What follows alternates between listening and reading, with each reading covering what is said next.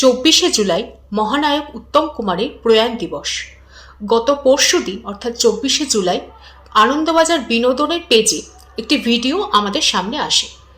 Tollywood ইন্ডাস্ট্রির তিনজন অভিনেতা অর্থাৎ গৌরব চ্যাটার্জি, গৌরব চক্রবর্তী এবং গৌরব রায়চৌধুরী একটি ভিডিওর মাধ্যমে মহানায়ককে শ্রদ্ধাঞ্জলি জানান।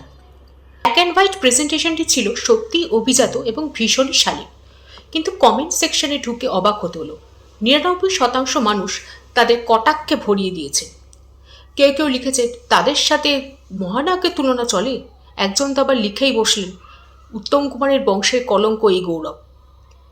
এমন নানান ধরনের ফালতু কথা অনেক কমেন্ট সেকশনে অনেকেই লিখেছে। আমরা কি ভুলে যাচ্ছি যে তারা তুলনা করতে নয়, শ্রদ্ধা জানাতেই এই উদ্যোগ নিয়েছিলেন?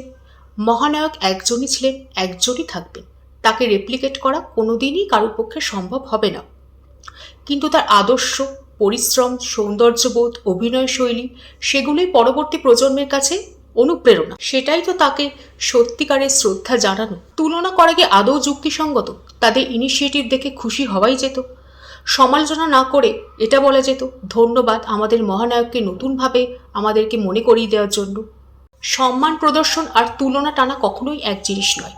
প্রথমটি আমাদের সংস্কৃতির সৌন্দর্য, আর দ্বিতীয়টি হলো অহংকারের প্রকাশ। তার মতন আর কেউ হবে না। তাই তো তিনি আজও মহানায়ক উত্তম কুমার।